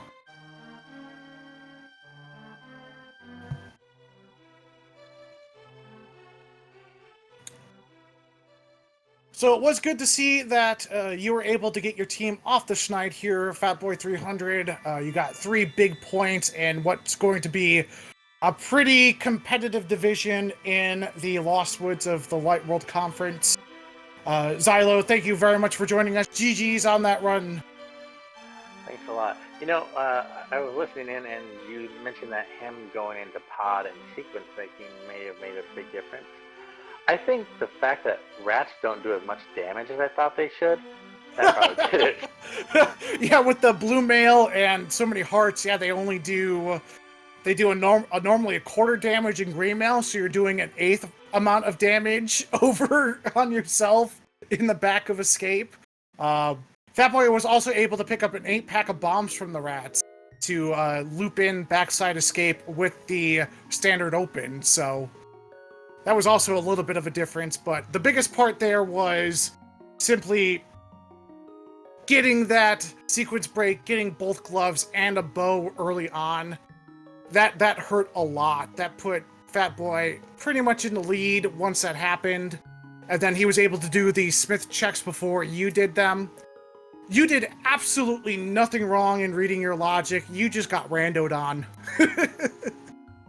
It was a nasty seed in wanting you to double dip some unfortunate places that one sequence breaking pod just eliminated basically all of it.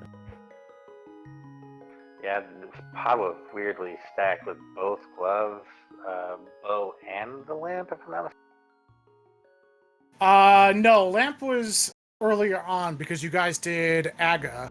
It was the 2 gloves, bow, and that was it, because Fire Rod was in Mountain along with the other progressive bow. That's right. So, Fatboy, if you're wondering, the pendant, the pedestal was just some couch cash. I want to pull it though. I need it. I can go use that to buy some food, and then I won't be hungry anymore. Hey, you could have done it. I wouldn't have stopped you. Well, it would have required getting GT access first and leaving then, because Wake was in GT. But I was definitely, like, when it came down to, when it came down to, when I knew Bombos was going to be both of our go modes, just with how the last few items were laid out, I'm like, I hope it's on. I hope it's on PED, and I hope the book is buried in GT, so we both have to blind pull the PED. But I didn't get my wish. So, with both of your teams still having one more race to do this week, I'm more curious as to what weeks you guys are anticipating coming up in the league. We still have 5 more weeks of exciting racing to do. What matchup or what seed placement are you kind of hoping for to be able to race? Well, I basically get to race every week for our team in the league, which we'll see that holds up or not if we decide to change something. But the week I am looking forward to the most, I think, is probably cross. Yeah, I'm actually really looking forward to the pilot and the co-op info share. Those are going to be real. That's going to be a fun one as well.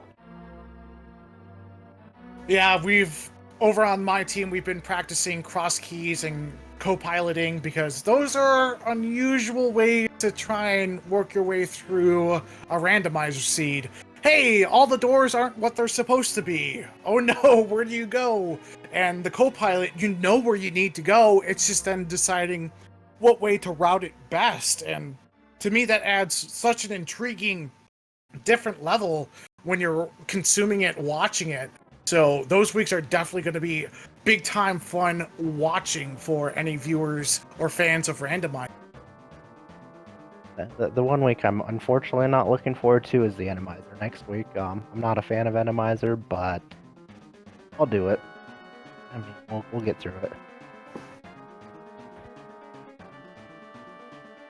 So outside of that, I do wish you guys good luck in your future races. No one ever wants anyone to lose any of these races. It's just unfortunate. We, most of the time, have to have a winner. So GG to both of you, and good luck team in future races.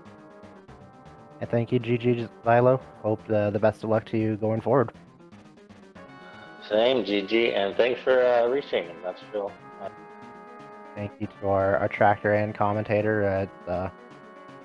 We wouldn't get the restreams going if we didn't have you guys helping out. Yeah, and single person commentary is difficult, so thanks a lot. It's not a problem. I figure, hey, I want mine restreamed. Everyone else should have theirs restreamed because we all love Randomizer. We all love competing against one another. But like I said, none of us wants to see anyone lose. But we all want to win. So. But we all have fun at the end of the day, and that's what's important. Exactly. Speaking of additional Randomizer seeds, in about an hour on the Speed Gaming Network, we have Team Kappa versus WJPTBB in late night Randomizer seeds. That's Fear Agent versus JP, that has Chelsea Lynn and Fantalis on commentating. And right about now, we have that first in that doubleheader between Team Kappa and WJP, TBB, Gamachu versus Willard J. Bradley. I will put us in there, hopefully, with the hosting, or one of our moderators can get us to raid them going forward. I would like to thank T Sigma 6 for doing the tracking for us. Wonderful job. For myself and the runners here, I do thank you, all of us in the audience, for watching this evening's race of A Link to the Past Randomizer Team League race between the Grouchy Old Man and Will Pull Ped for Food. You guys have yourself a wonderful evening.